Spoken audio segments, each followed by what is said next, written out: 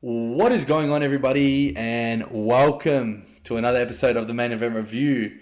It's been a couple weeks since I have done an episode. Last week I was obviously on holidays, so I wasn't able to record, but the week before I actually came from overseas as well, which I did bring my equipment with me. And from coming back and it was a cruise that I went to on my second, I wouldn't say holiday, the first one, because I was working there, but coming from Spain back to Australia, they lost my suitcase in the midst of that travel. So 3 days later, I was off on the cruise and didn't have my podcast equipment to record an episode between the time that I came back and the time that I left. So that obviously meant that I missed 2 episodes, unfortunately. But I'm back again with a main event review. And honestly, it's a great time to come back into it because, one, we're actually getting 3 matches to review on main event. And the whole episode is just those 3 matches, which is something that I haven't seen in a long time, which is awesome. And then the other reason is because we're going to be reviewing the Royal Rumble. Obviously, the Royal Rumble was underway. And, a lot of people have said that it was very underwhelming, and I couldn't agree more. I think it's another case of another PLE just being what it is. And I wouldn't be so critical for how good or bad it is if Triple H kept not telling us and kept telling us that it's going to be groundbreaking. It's going to be shocking. He just hypes it up all the time. And it's like we're expecting something to happen that's crazy, but nothing happens. And then you just get disappointed. It feels as though that at this point I prefer Triple H just to be quiet and let us just make our own judgment and review for it, because you're expecting AJ Lee. I don't know if she was going to come out at the Royal Rumble. Bianca Belair. And on the men's side, Chris Jericho. Like, no one came out to anyone's crazy surprise. Like, they announced Brock Lesnar's return. They pretty much announced Roman Reigns' return. We found out that Obafemi was going to be in the Royal Rumble. Like, all these things happen, and we can't sit there and be shocked about it. But we'll review it. We'll go through the 3 main event matches first, and these happened, I'm pretty sure, across Raw and in like Canada as well for main event. So, or Saturday night's main event. But the first match is Apollo Crews taking on Kit Wilson, and man, Kit Wilson's over. It's crazy. His new toxic masculinity persona seems to be resonating really well with the fans, and I think he's doing a really good job in that. And having that sort of feud with Matt Cardona, attacking him while his music was playing, and that continuing is awesome. And continuing to yell out that everyone is toxic, doing a great job. And they reward him with a victory against Apollo Crews, who, he's come out of nowhere. He's been injured, but doesn't seem like he's going to be doing much, continuing to take pinfalls. They both don't get into the Royal Rumble. I would have liked to see Kit Wilson there, just to see how his reaction would have been and what would have happened. But again, he gets a much needed victory and some good momentum going into SmackDown, where I'm sure he will continue to get some airtime there and continue to grow his individual character. And to be fair, he was pretty deadly for a long time, and now that Alton Prince is gone, he has an opportunity to shine as a single star, and I really wish the best of him. And then we get Maxine Dupree taking on Ivy Nile, so another match between these two, where we had Maxine Dupree getting the victory here against Ivy Nile. Again, something that was probably obviously expected. Maxine Dupree has improved and evolved since winning the Women's Intercontinental title, so I don't expect her dropping a match against Ivy Nile. Now, the plans for Maxine, we don't know what they're going to be, because I think ever since she's lost the title, it looks as though she's going to be battling Natty, but at the same time, Natty is looking to go for the Intercontinental title as well. So who knows what that outlook's going to be. And then I don't know how AJ Lee gets involved in all this. This is where the storyline gets scattered. And we'll talk about more of them in the Royal Rumble, the Women's Royal Rumble, because obviously Becky Lynch got eliminated by Natty, and that just kind of, changes sort of the complexion of everything to me. But yeah, Maxine is probably going to be taking on Natty in a feud. Natty is going to be putting her over, and I'm excited to see how heel Natty will be against the young Maxine Dupree, who I think really needs to get on top of this feud and get the victory in it. So yeah, we'll be looking into that, and we'll be obviously watching what happens there. But in terms of this match, I think it brings momentum into that. Ivy Niles not doing much as normal, not even aligning with the Creed brothers. So we'll see what happens with her as well, because she doesn't look like she's going to get near the titles. So yeah, we'll continue to probably just only see her on main event. We then had the final match, which is Joaquin Wilde taking on Rusev, and Rusev, man, what's happened to him? They can't seem to find anything for him at the moment. He's gone super downhill to the point where he's on main event. And he does get the victory here, because I don't think Joaquin Wilde has any chance of winning or has any right to win, to be honest, against Rusev. But what are we doing with Rusev now? WrestleMania is coming close, and ever since the last Time Is Now tournament, he's done nothing either. So does he continue to be on main event?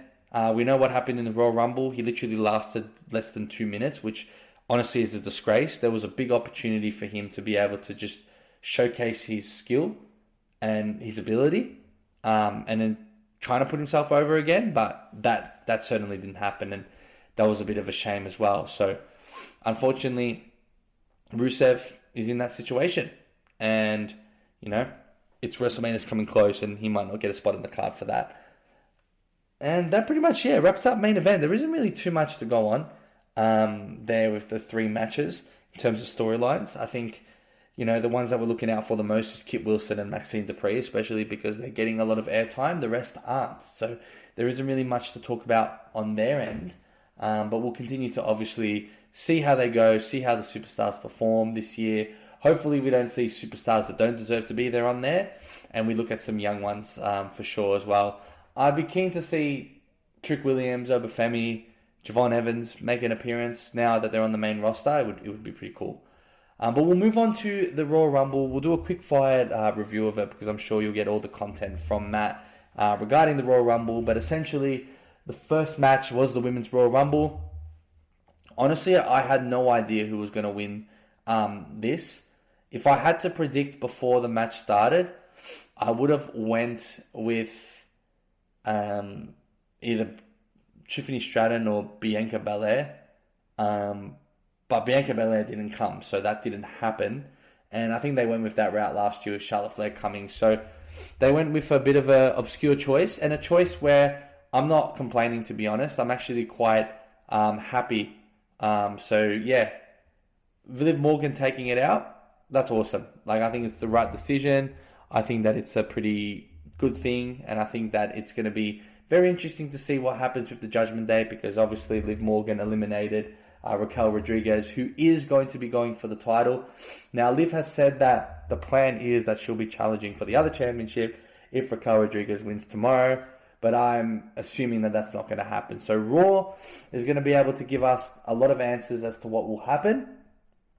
Maybe Raquel Rodriguez wins and we get a Liv Raquel WrestleMania, who knows? But I'm actually sort of keen to see what will happen with Liv Morgan. And she's obviously going to be going for the Women's World title, whether it's going to be Stephanie Vaquer or whether it's going to be Raquel Rodriguez. We'll find out. But definitely that storyline is awesome. And, I'm happy with the Liv Morgan win there. I think it was the right decision in the end of the day. We had Brie Bella returning, and everyone was more happy for Daniel Bryan. They were doing the yes chants for Daniel Bryan, more so than Brie. It was cool that she was able to do the yes kicks. That was awesome. It brought me back to the time where I told you Daniel Bryan was one of my favorites growing up, I have to be honest. I was very much into the baby faces when I was a kid, and Daniel Bryan was just awesome, and I love this yes chant. So seeing that back was just a bit of a nostalgic for me. And, who really cares if they're back, to be honest? They're not groundbreaking. If they go for the women's tag team titles, it might be a bit interesting. But otherwise, I don't really see them doing much, and I hope that she's not there full time. But yeah, Brie Bella made her return, but it was all about Liv Morgan getting the victory there. We'll have to see what happens with Charlotte Flair and Alexa Bliss. There's a bit of tension there, and we have to give it to Lash Legend, who just dominated the Rumble, which I don't think was a surprise to anyone, but it was awesome to see. We then get on to the second match, which was AJ Styles taking on Gunther.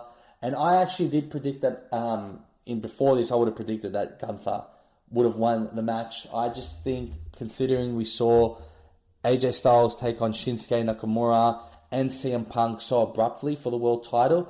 I felt like those were like the only two matches realistically that AJ had to have in WWE before retiring, and we got to see both of them. I think what sold it for me was the Nakamura one for sure, because Nakamura, let's be honest, hasn't been doing anything on the main roster for a long time now, and all of a sudden they get a main event match on Saturday Night's Main Event, which is like quite random. Like, the only reason why it's such a big match is because we all know the history between those two, and we all know how unbelievable they both are in ring and how much chemistry they have together as well. So it makes sense that they have that match and they sort of close off the chapter between them as I think the way to go. So yeah, I think that was sort of the main sort of reason why they had it, and that's why I was more than convinced that AJ Styles was going to retire and Gunther was going to put him down. And that got more sort of proven when he versed CM Punk for the title and they didn't end the match. So, yeah, AJ Styles retiring. I mean, it's sad, but I don't think we need another John Cena retirement, sure. But AJ didn't put the gloves down, so I don't really know what that means. Has he stopped wrestling? Has he retired only from WWE? Who knows? But I think I'm hoping that he's, just for the sake of the storyline, not for AJ Styles, I am going to miss him a lot, but for the fact that Gunther is going to go really over for this more than ever and more hated for putting down supposedly 3 people, according to him. He didn't technically do it, but, you know, part of the storyline is he beat John Cena, Goldberg, and AJ Styles on their final matches in wrestling. So I think they need to continue that train, and AJ Styles being another one involved is pretty cool. And, you know, Gunther's just getting nuclear heat at the moment, and that's what we want to see. And can he do it to Brock Lesnar? They're saying Brock Lesnar's going to retire this year, so that might happen. But AJ Styles was going to be missed. Unbelievable in ring. I remember back in his TNA days as a kid watching him and only knowing him from TNA, being just that biased WWE fan, to see him come onto WWE, work there for 10 years and just bring joy, and just in a phenomenal in-ring performer. He really is phenomenal. He's going to be truly missed, and I really did enjoy his sort of final run here when he came back. And it started with Logan Paul and then ended up obviously with the match of John Cena, winning the tag team titles as well with Dragon Lee, and having those pretty awesome matches too. So AJ Styles is most definitely going to be missed, that's for sure. And we'll wish him the best in his future.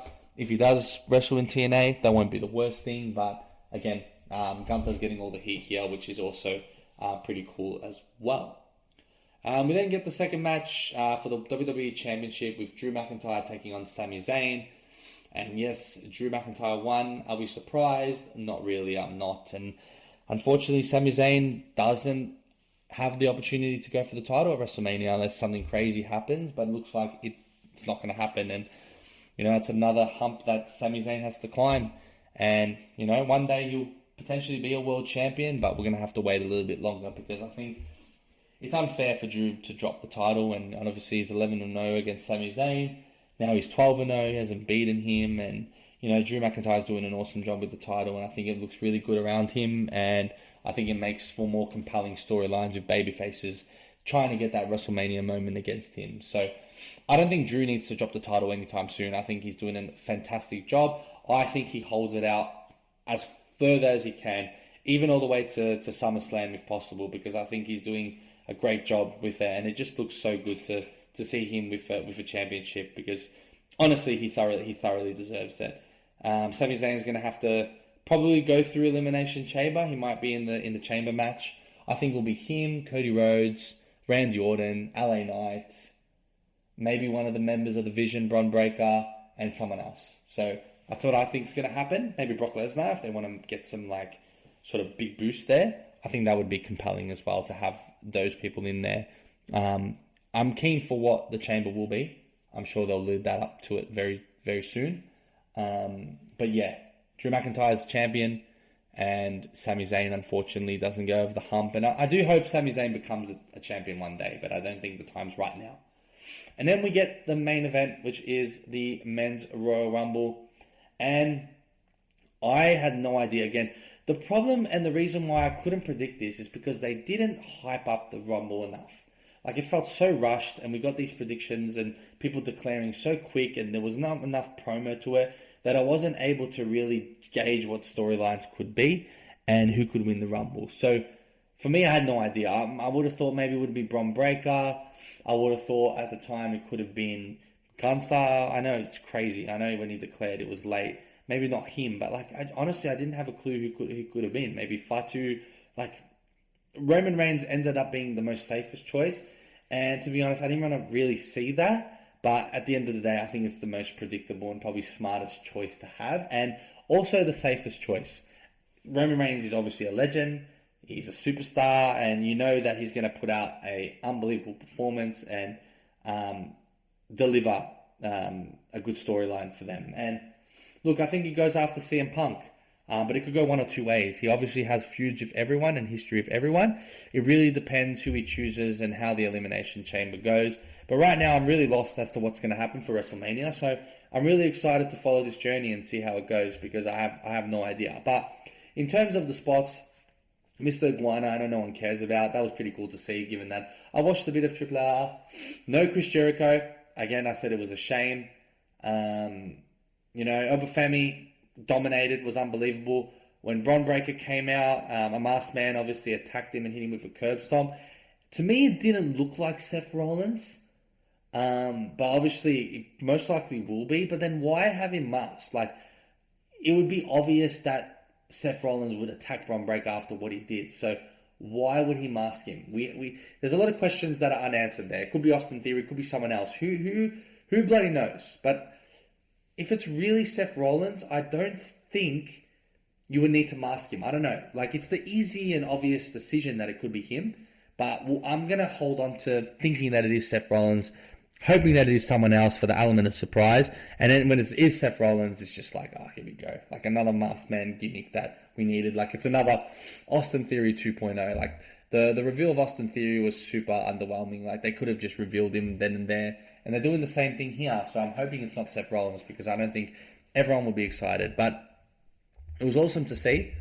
And I think it was like the right thing to do because Bron Breakker was obviously hyped to win the Rumble and you thought that he was really a chance. He will win a Rumble one day. That's for certain. Like I can basically guarantee that they're really trying to push him. But having him go at number 2 and having that backstage argument that Paul Heyman and Adam Pearce had before the Royal Rumble to then getting eliminated by Obafemi at the start was just pretty awesome. And now Bron Breakker is going to be super unhinged and go crazy, and that will be a good build-up for his WrestleMania story as well. In terms of other things, we had obviously Cody Rhodes accidentally cutting Randy Orton, so I'm pretty sure that's going to be something that we're going to look back to. And yeah, you know what? Randy Orton was someone that I thought would have won it. When the Final Four was there, I thought maybe Randy Orton could be the guy that gets the victory here, especially when it was the 3 of them. But no, that didn't happen.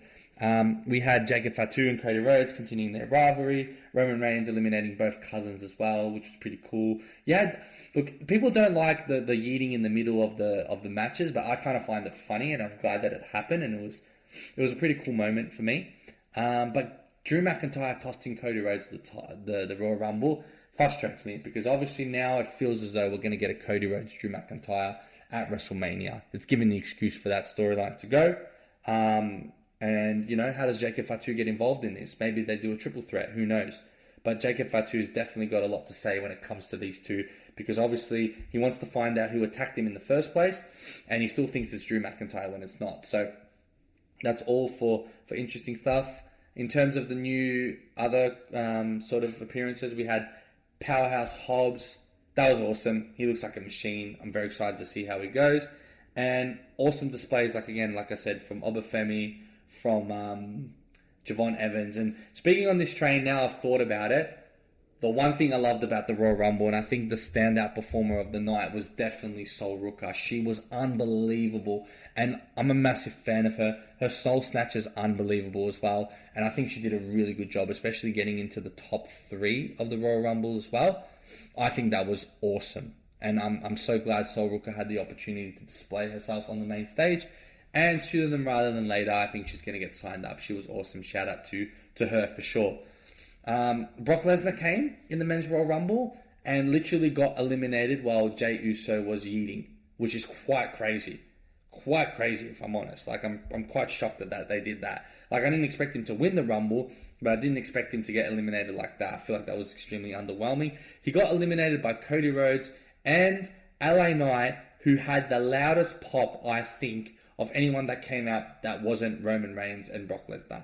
And for that to happen means that the fans are really gravitating to LA Knight. They know he's been getting screwed over, and this is the year that he needs to become a world champion. He took out the Vision, he took out Austin Theory, he took out Bronson Reed. He obviously is over. He's done a lot of good stuff. He didn't get into the Survivor Series War Games match over Jimmy Uso, which was, I think, stupid. He was battling, the Vision for all those years. He got screwed over so many times. He hasn't won a world championship. He deserves something this year. They need to give him something, and they've put him involved with the Vision. So let's see what happens with him there, because I think that he deserves something, and I think that the fans have shown. And, you look at Unreal, you look at everything that Triple H says. If you have a connection with the fans choose you. The fans are certainly choosing LA Knight, and they need to do something with him. I hope he gets into the chamber. He deserves to be in there. I think he should. And then we'll go from there. Maybe SummerSlam, he gets his victory, and he becomes a world champion. But I do think he deserves to become world heavyweight champion, because he's been doing great things. And we haven't seen him in a while, and the fans were really happy to see him. So, how can you complain? Shout out to Gunther as well as a runners-up again. The fact that he came into the match just showed his dominance. And, if he won it, that would have been cool. But, again, Roman Reigns is the Royal Rumble winner. Again, it's not the most, best choice if you want to be happy, excited, or surprised. But I think WWE went with the most safest choice, and you can't knock them for that. So, that concludes the Royal Rumble review. And that also concludes the main event review.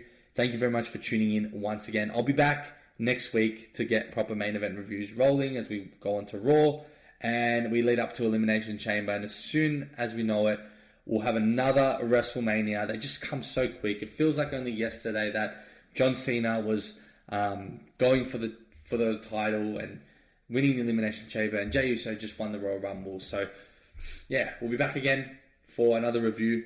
And yeah, again, thank you very much for tuning in. I'll catch you guys next week. Cheers. Thanks for listening to the WWE Podcast. Don't forget to subscribe on your favorite podcast app so you don't miss a show, or head to WWEpodcast.com. And for all of these shows ad-free, head over to patreon.com/WWE Podcast. Until then, we'll see you next time.